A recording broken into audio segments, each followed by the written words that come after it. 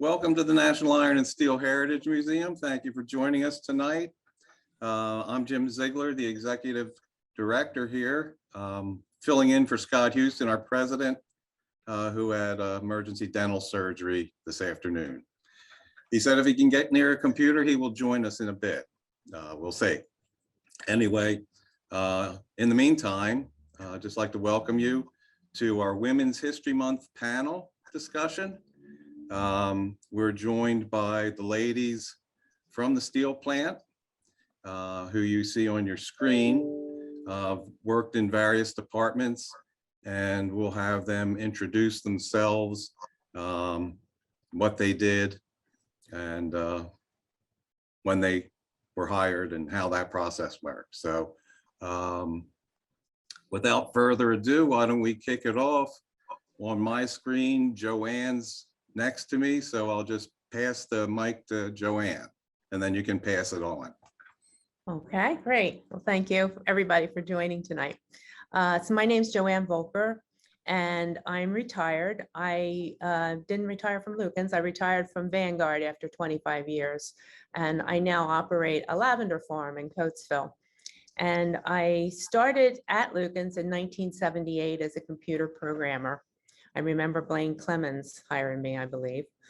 And over the next 16 years, I worked for Lukens for 16 years. I had various positions, supervisor and manager positions, always in the computer science area. And in 1992, I became the chief information officer. So I was responsible for all of Lukens' information systems and their process control systems.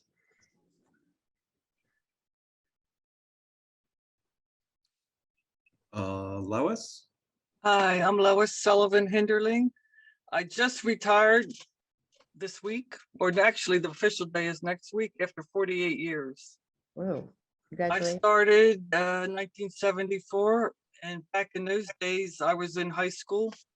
The Lukens came to the high school and tested everybody in the business department. They tested everybody with all the different things, and then they picked the top 15 and interviewed, and then they started picking people when they had openings.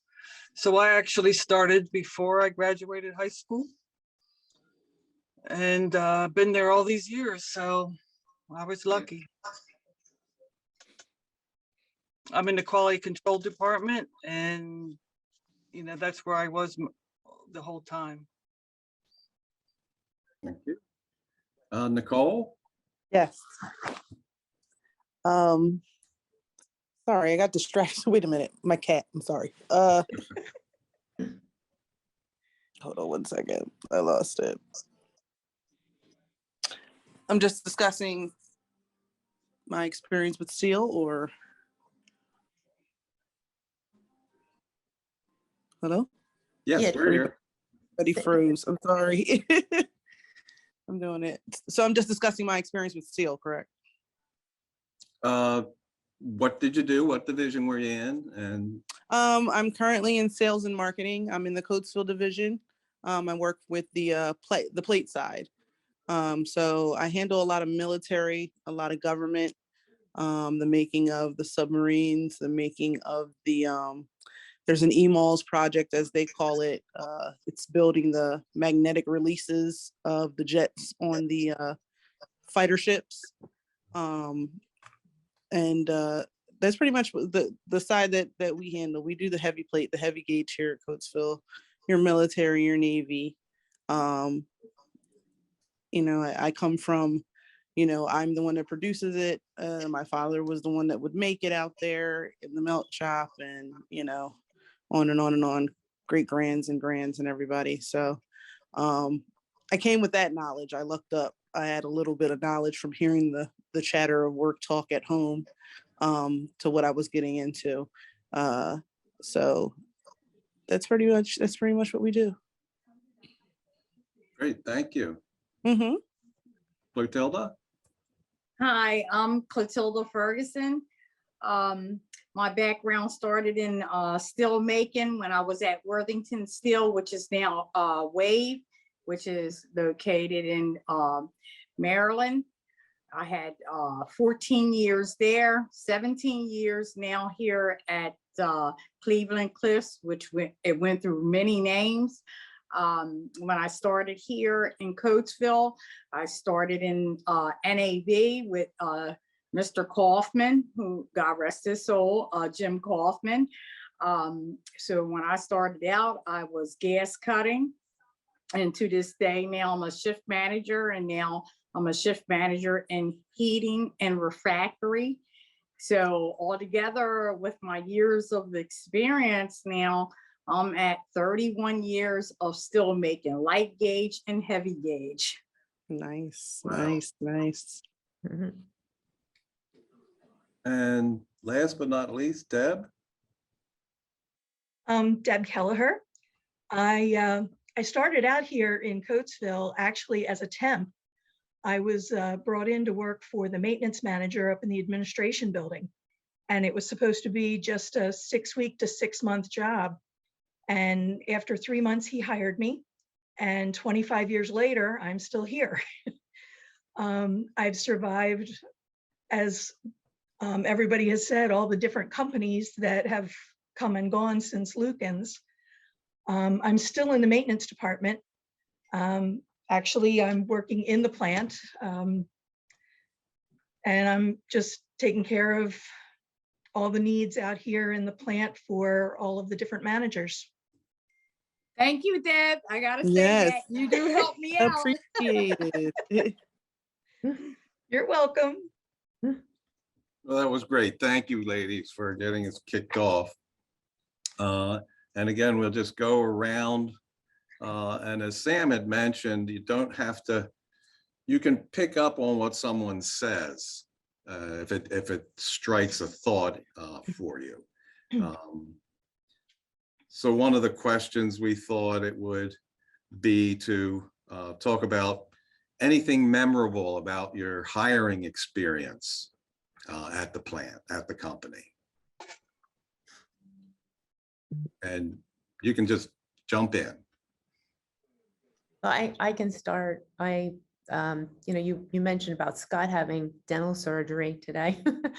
I actually had applied to Lucan's like two or 3 years. Was it 2 or 3 years before I was actually hired? Maybe even 4 years before I was hired. I had my wisdom teeth taken out that day that I went for the interview. So needless to say, it didn't go very well. But I lived in Coatesville and, knew the company and had some, kind of personal relationships with some folks. So I tried again a couple of years later. And luckily that time I had better luck and I came in, as I said, as a computer programmer. And the first job I had was actually out at Allen Wood Steel when I'm sorry if I keep saying Vanguard. I worked for Vanguard for almost 27 years. So it's hard for me to make that transition. But no, I went Lucan's, bought Allen Wood Steel. That was an interesting time. Yes. When I came in as a, sorry. Go ahead, Miss Deb. Go ahead, Miss Deb. When I came in as a temp, the call that I got from my placement agent was that this was a brand new client and they had never done a site inspection. So she had no idea what I'd be walking into. I said, oh, okay. And she said, no, you don't understand. This is the maintenance department in a steel mill. I said, okay. And she said, no, I don't know what I'm sending you into. There might be like nudie pictures hanging on the walls or something. I don't know. And I said, look, as long as they don't expect me to look like that, we'll be okay. And she laughed and she said, I knew out of all the women that I could place there, you would probably be the best one. And she was right. Here I am. Well, I can tell you there were nudie pictures and calendars. Everywhere. You went out in the mill, Right. it was bad. Yeah. Oh, Well, my. see, and that was it, in the art building, it was like being in the Taj Mahal. So, Yeah. there was nothing Yeah, it improper was a there. different story. Right. Not even, yeah. Nicole, Well, you're, well, 2 weeks before my unemployment was going to run out from, when I left Worthington Steel, because since they moved to Maryland, I didn't want to take that drive down there. And 2 weeks before my unemployment ran out, I had got a call from, at the time, I believe it was, oh goodness, it wasn't Lukens. It was, oh darn it. They went through so many name changes. But anyway, I got the call. I went into the interview, and I know on the interview committee, it was Mr. Jim Kaufman, Al Fuller, Joe Shapini. And when they interviewed me, they asked, my background. I had already had my resume, so they were reading my resume. And then one of the questions that sticks in my head to this day was Mr. Kaufman said to me, he says, "What football team do you like?" I said, "I'm an Eagles fan." He said, "Oh, you're hired." I'm like, oh my gosh. I said, well, I'm an Eagles fan. And, and from that day forward, going from there and coming into, and then, like I said, it wasn't nothing new to me. I did light gauge steel.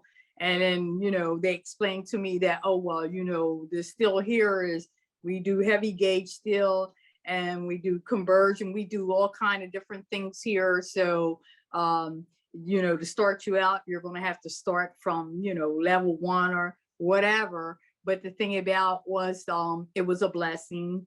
And I appreciate that, that they took the time to give me my interview and thought that I was an asset to the company. So today, I just feel, I really do. I feel thankful. Okay.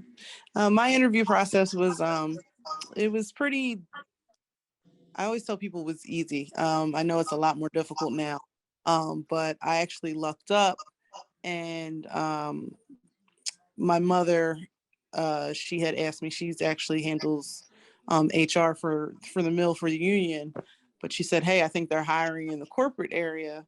You should apply." So I was already working for Budweiser. So of course everybody's like, "Why are you leaving a beer distributor to come make steel?" But as I had said, family there was a little closer. So I decided to go in for the interview, and my interviewer actually was Stacy, who I graduated high school with. So she's like, "I know you." And I'm like, "I know you too."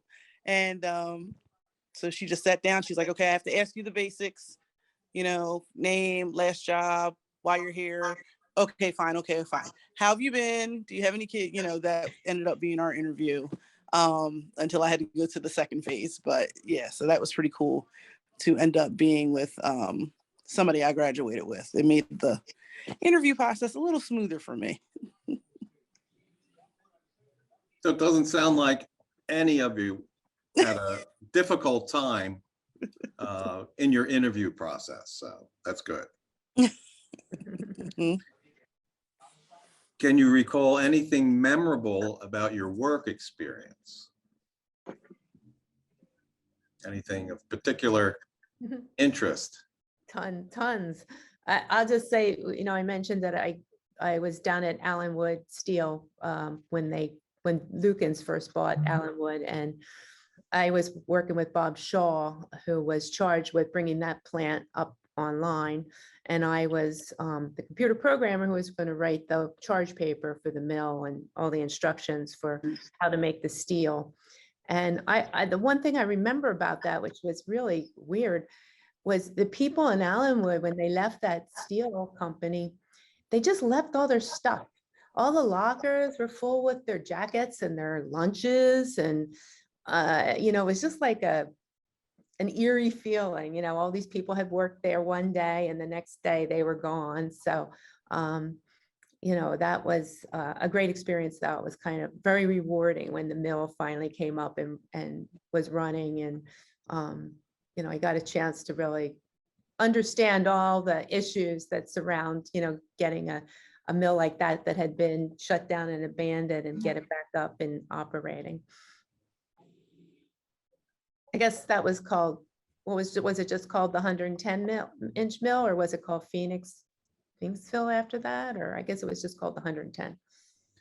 Called Yeah, we- Conshohocken. Conshohocken now. Yeah. Why couldn't I think And of it's that? still Yeah. called I knew- Conshohocken. I knew Phoenixville called didn't Concha. sound right. Yeah, Conshohocken, right. Mm-hmm. Still We called still Concha. refer to it as Conshohocken when you're doing Coatesville, Conshohocken. They don't Yeah. roll there anymore, but they still finish and heat. Oh, okay. Correct. Mhm. Which hasn't been fun, but it is what it is. Memorable for me is I lucked up. I actually one of the, I guess, perks you could say for being a sales rep is you get to see your customers. You get to, go to where they are. And I actually had lucked up and had customers in California and Texas, Chicago. So my most memorable would be my Chicago trip, where we got to sit in the club box area at Wrigley Field and watch a game.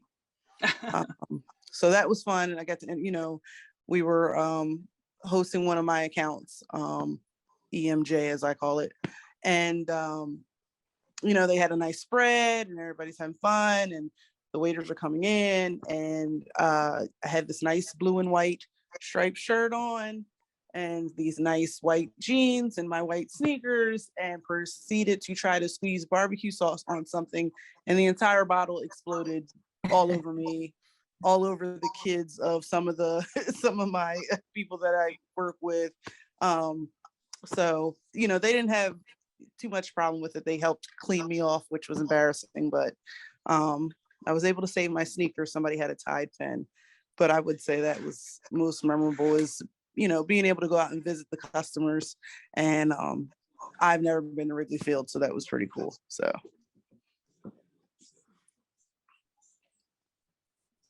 Well, back in the day, when I came, it was a lot of camaraderie. Everybody knew each other. Everybody was friends.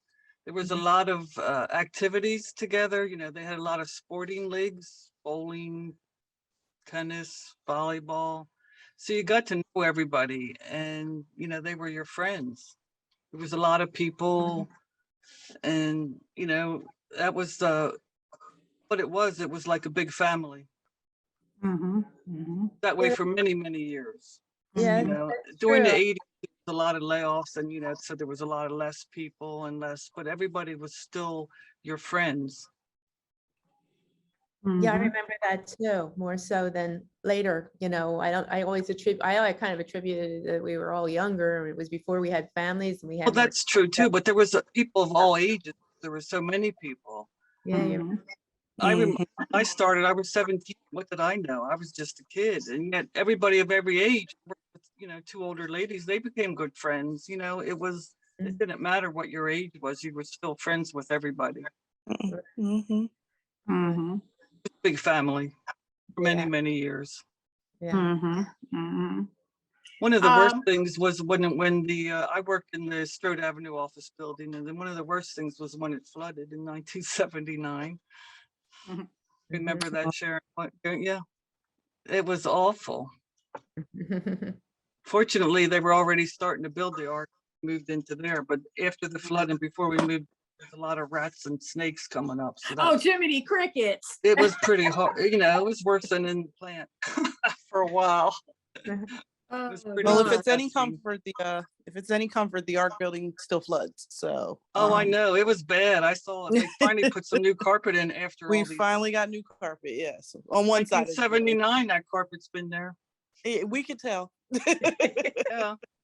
Thanks to Tom Kinnear. Hey, you're right. Thanks to Tom Kinnear. It always takes somebody like that.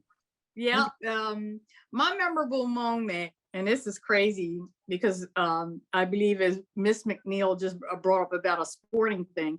I had took a vacation day and I went down to the Eagles game, and that's when Randall Cunningham started playing for the Redskins. So it was halftime, and I'm going downstairs to go to Chickies and Pete to get me some crab fries. And I hear somebody saying peanut, and I'm like, oh my God, who? the heck in here knows me? And I'm turning around looking, here it is, Joe Shapini with his father-in-law. And he was just like, I didn't even realize how close we were sitting together.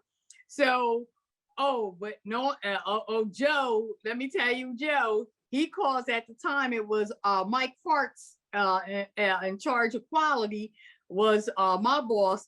And he called Joe the next day, the Clotilda here, because I believe it was a Monday night game. He said, did she have vacation day or whatever? And he said, yeah, because I seen her at the game. I said, so you always have eyes, no matter where you at. You're going to always have, and that was a memorable moment. And every now and then, Joe Saprini will bring it up in the meeting. Yeah, Clotilda was at the Eagles game. But it was so crazy because like I said, I'm walking down for halftime to get me something. And I hear somebody say, peanut. And I'm like, who the hell in this whole place know me? You can't go anywhere. You can't go anywhere without running into somebody you work with. Somebody. Absolutely. I ran into somebody when I was out in Pittsburgh at a baseball game. Oh yeah. Well, thank you for sharing those stories. Either good or bad, what do you look back on, all in all, of your experience working at the plant? Well, the worst day was when they announced that Bethlehem Steel was buying us. Yep. Yeah. I agree. Still remember that morning. It was sad. I mean, we had heard rumors, so it wasn't a shock. You knew something was happening, but when they announced it, it was like a death. And as it turns out, it was. Yeah. And then, one after the other after that, it just became another one, but it never got better. Yeah.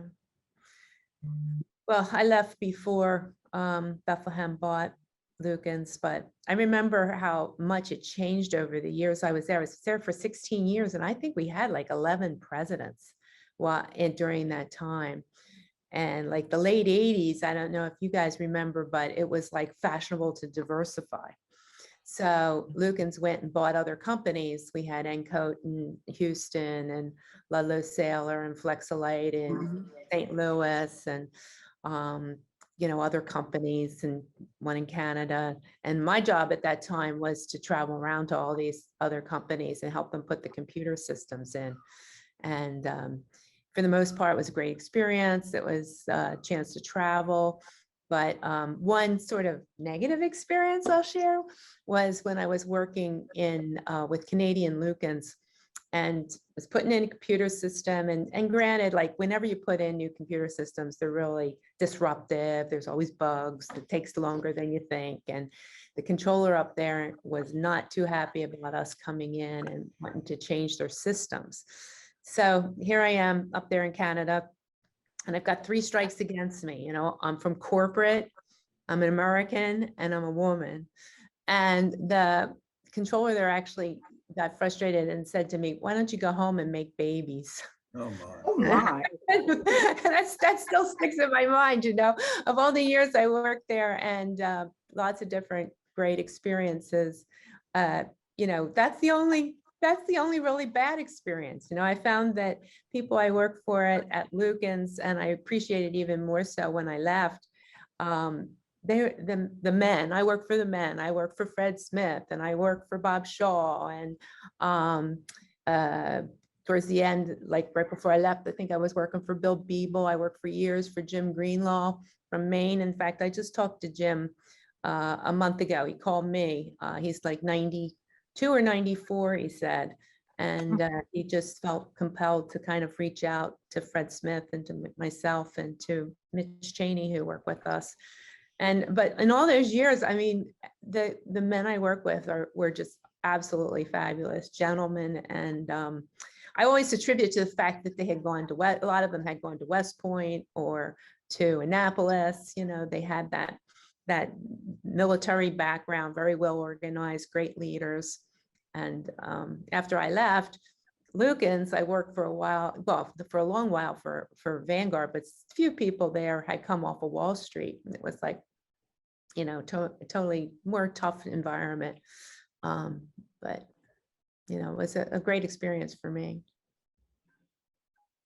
Yeah, and I'm glad you brought that up because don't restrict your thoughts to Lukens only. Certainly, or Coatesville now we call it Cliffs.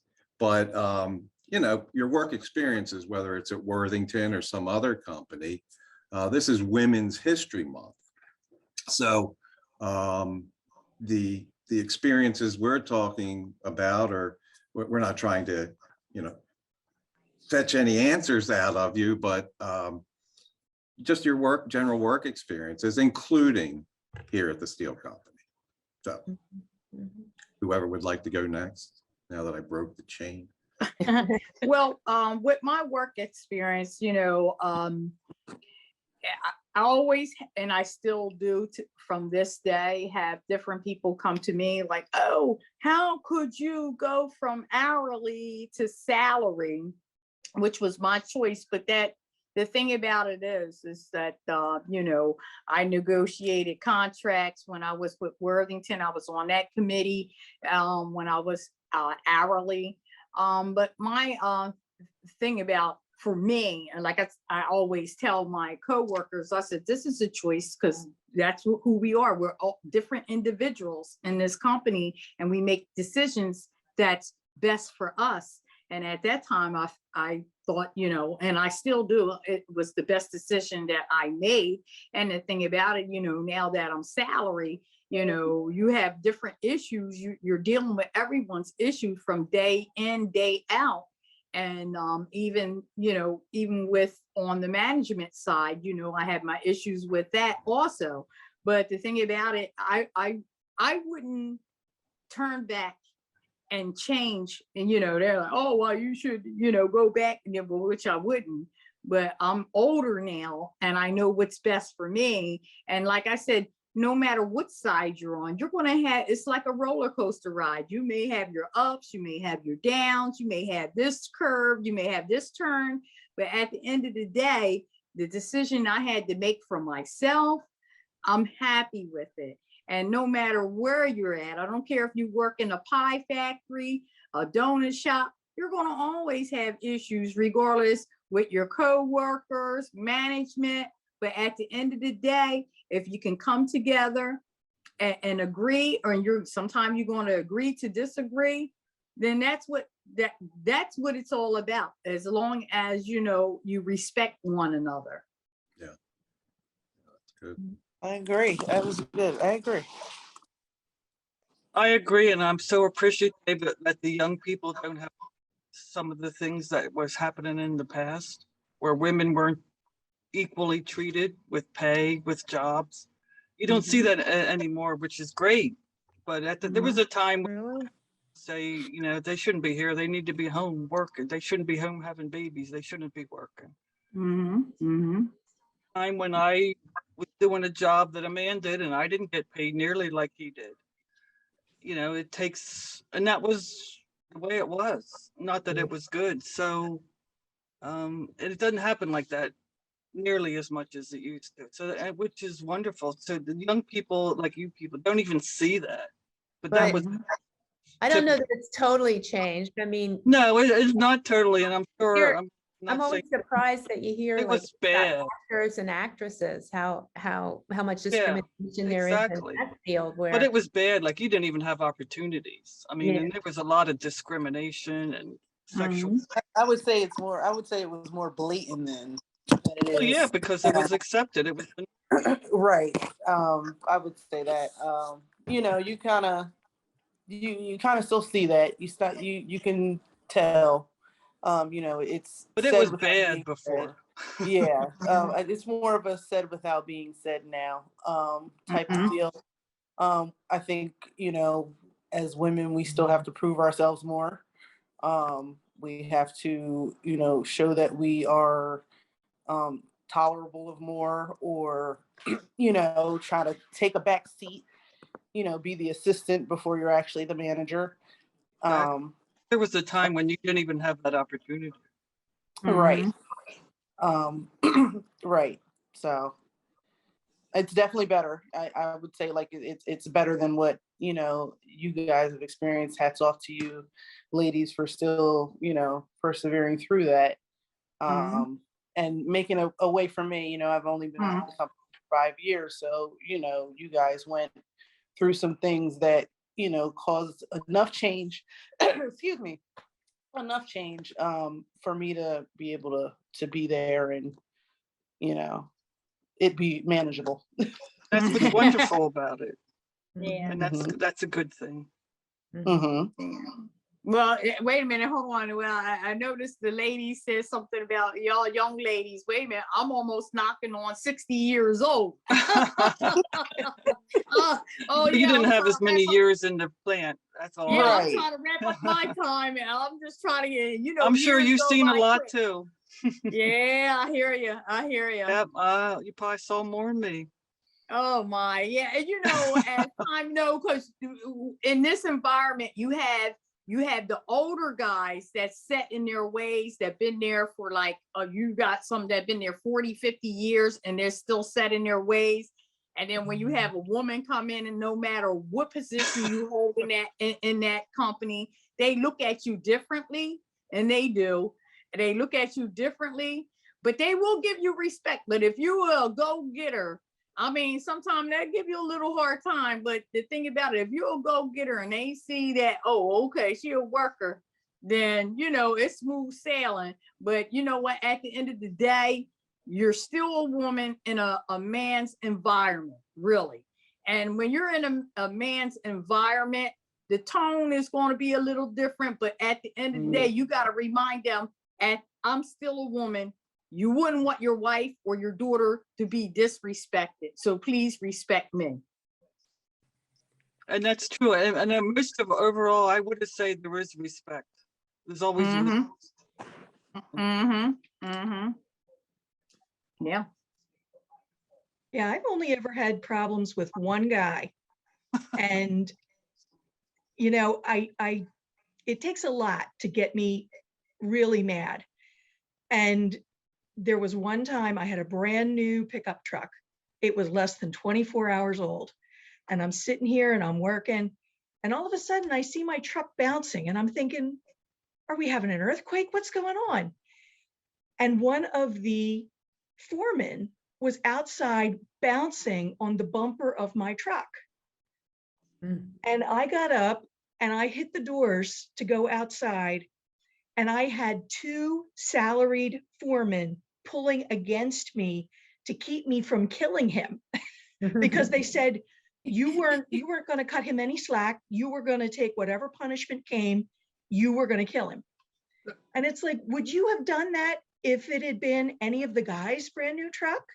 No. Why do you think you can do that? Because it's my truck. And he didn't see why I was so upset. And it was just like, okay, I'll see you up on the hill. And we went up to HR, and it took them quite a bit of talking and a couple of weeks for him to be off to understand why what he did was not right. But once word spread through the plant, don't mess with her because she'll come after you. She's nuts. So I never had a problem. No, not you, Miss Deb. No, not you, Miss Deb. Good for you. But that's the only problem I have ever had in 25 years.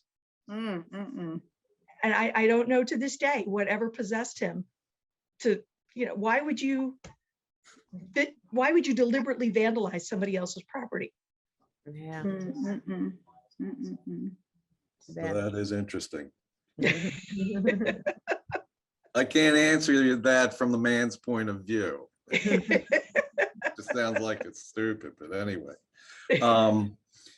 What would you say is your singular most important day you had at the plant?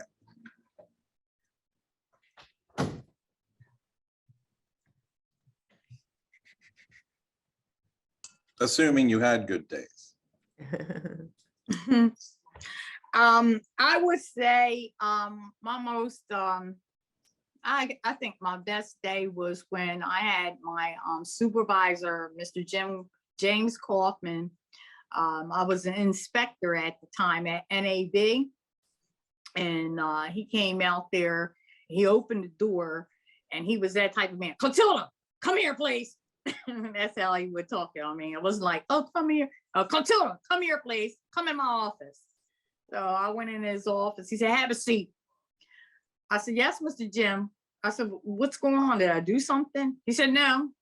He said, listen, the company's starting back up hiring managers.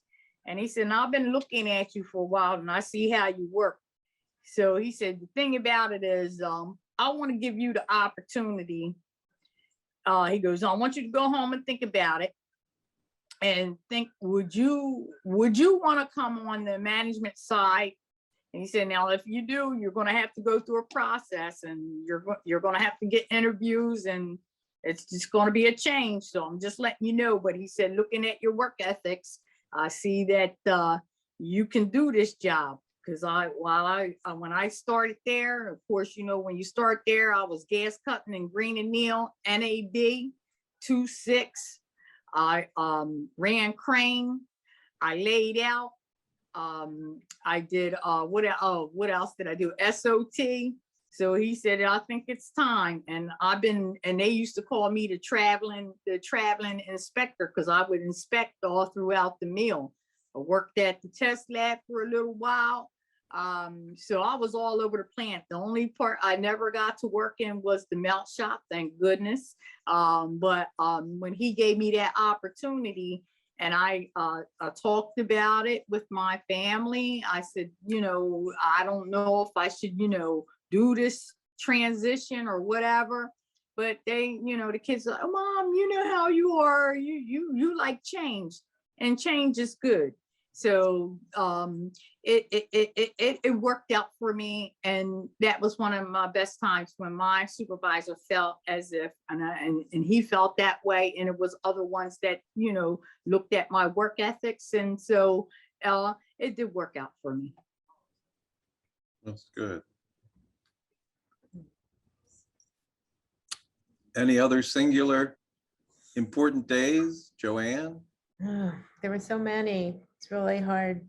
Well, then a few examples. I mean, I remember a couple challenges, like being in management. You know, we did go through layoffs quite a bit.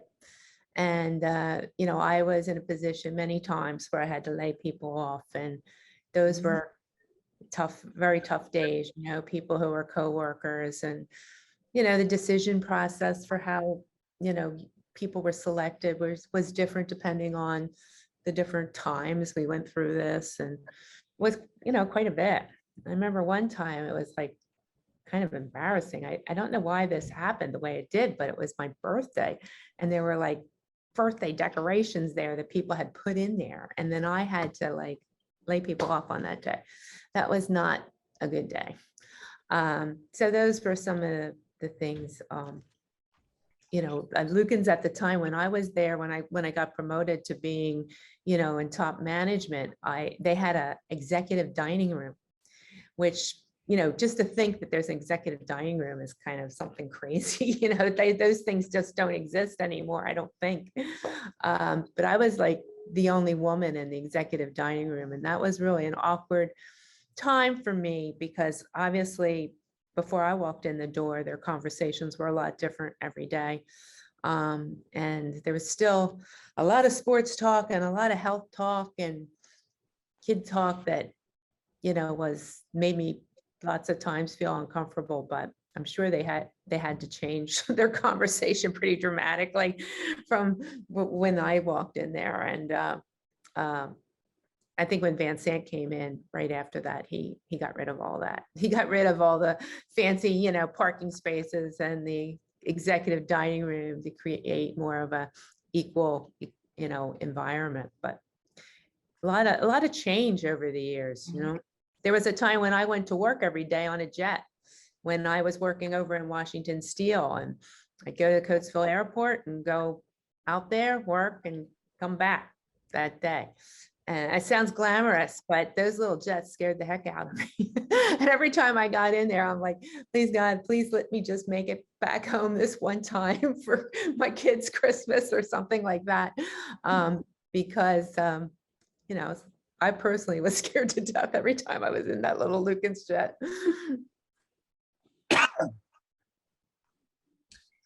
Well, thank you. Deb?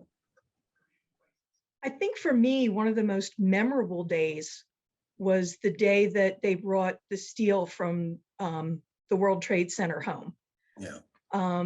We were working that day and they were bringing the steel through the plant to get it up to the center of the plant where they were going to store it. And we actually all walked out of the building and were standing as they were bringing truck after truck after truck. And, you know, in some ways it was so sad, but then in other ways, even though I wasn't here at the time that those trees were made, it was such a source of pride that, you know, the people who went before me, this was the work of their hands. And it was so well done that it withstood everything that got thrown at it. And, you know, I just remember thinking, I had gone out there with a camera with the intention of taking pictures, and you realize, no, this isn't a picture moment. This is just stand here and just take this in. And every truck that went by, we just watched them go. Yeah, that was a very special day. I watched that. You know, we took time off to go up to the First Avenue to watch it. My husband was worked at the loading banks, and he was one of the people that loaded those when they made them. So he remembers, you know, sending them off to New York. And so when we watched them come back after that, it was very emotional. That's a good story.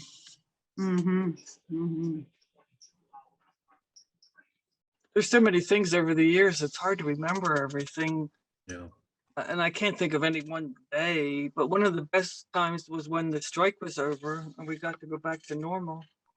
Yeah. In the early 90s, there was a strike that lasted like 3.5 months. Yeah. And that was pretty awful. I worked out in the plant during it as an inspector, but I mean, it was very dividing with everybody. It was kind of interesting, the dynamics during that time. You know, we were Very. in computer science, it was all salary, and I was responsible for the department. So I had to determine who goes out and who doesn't go out. And at first, the people who were asked to go out and work in the mill, they felt like, oh, I must be dispensable, you know, you don't really need me, that kind of a thing. But when they got out there, they ended up loving it. You know, they liked the hourly work, they liked getting paid the overtime, they also liked the fact there was no stress, and they could get physical, they were getting in shape, they were losing weight. And I then think I lost 15 pounds. yeah, I so then there Not was even trying. Oh my. and then there was this dynamic about like the people who were in the office were like, wait a minute, I want that, you know what I mean? I want to be out there. I want to have some of these advantages too. And it was just like watching people and the way It was very, I wouldn't have called it an advantage. There were some things like that, but it was very stressful having to do that. yeah. Yeah. I mean, you had friends. We'd be driving across picket lines, and I'd see people I know that are friends, and it Yeah, I was guess that part of very hard in the be beginning. stressful. And I was one of me and Carol Slody were the only two women out there. And of course, you're working with the other people that are in your area, were the accountants, and you know, they're out there grinding and stuff. So everybody was kind of in a whole nother mindset. It was just like one day you're working in the office, and all of a sudden one day you're out there, and everybody was in turmoil. It wasn't good. Did you see that the like dynamics change though over the months? That's the part that I was like observing, like how Yeah. people adapted to it. It was Well, then they started bringing in temporary workers, and that made it a little uncomfortable out there. yeah, I remember that part, yeah. But I was glad when that was over. That was a good day. And Yeah. finally, what contribution are you most proud of at the plant? Either you personally or some project you were working on, some steel for a submarine, or, you know, whatever.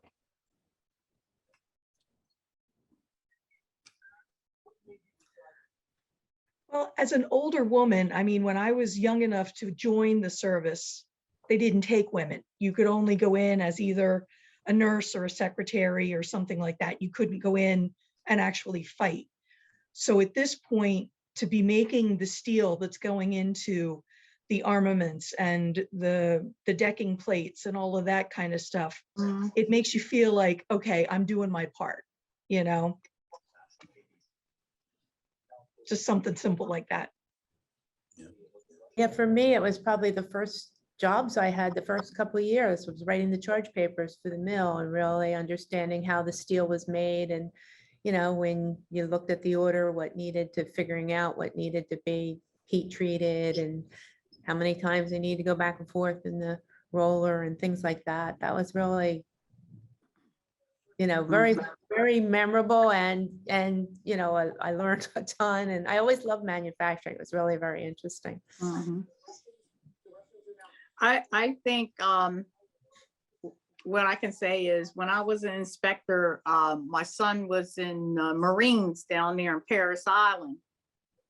And one of the things was, you know, Brunellan plates for the hardness to test the hardness. And then that's when they brought those Humvees and that got a that was had a bomb, and it was air steel that protected them, and that even made me want to push even harder, knowing that that could have been my son in that Humvee that would have got blown up. But with their steel, and when you take your time and you do your job as you're supposed to, that you know, a lot of the guys, and that's one of the things I contribute with my guys. You know, you wouldn't believe that you have so many gentlemen that have been working there for years that they don't even know what half these applications of where the steel, what it goes into, may it be tools, or may it be an oil rig, or may it be a deck plate for a submarine or whatever. So what I did, I had Bill Kane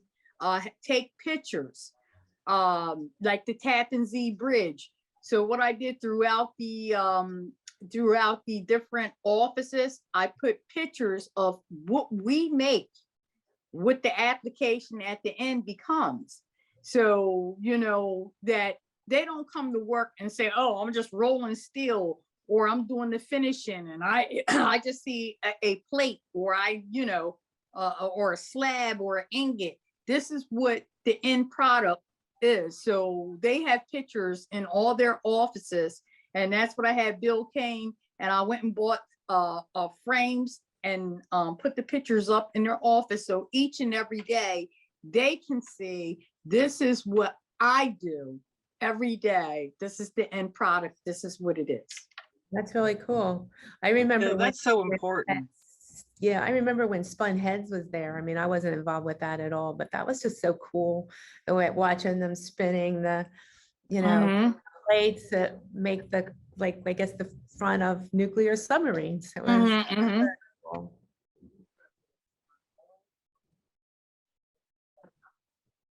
Anyone else? Well, thank you again, ladies. Thank you for taking the time. Thank you for sharing your stories and parts of your lives. As I mentioned, when we were chatting earlier, at the museum, we talk about the process and the products here, made here in Coatesville, but we talk about the people. And what you've just done was give us information that we can share to visitors here at the museum that make it interesting, because we have a sonar sphere right here. And it's one of the first things we show, which are spun heads. And, you know, we have one of the World Trade Center tridents out. We have the other 27 pieces here, right behind us in the 120. So there are so many stories here. We have the 120 motor house. So when we take them in there, they can get a feel for the process. But there are people that were in that building, when the motors were going and they couldn't hear each other and that type of thing. So it's just very interesting. We'll be delighted to share this on our website and going through YouTube, of course. So thank you again for your time and for your participation. Can't thank you enough. Thank you. Thanks for asking. Thank you. Thank you. Good to see everybody. Bye.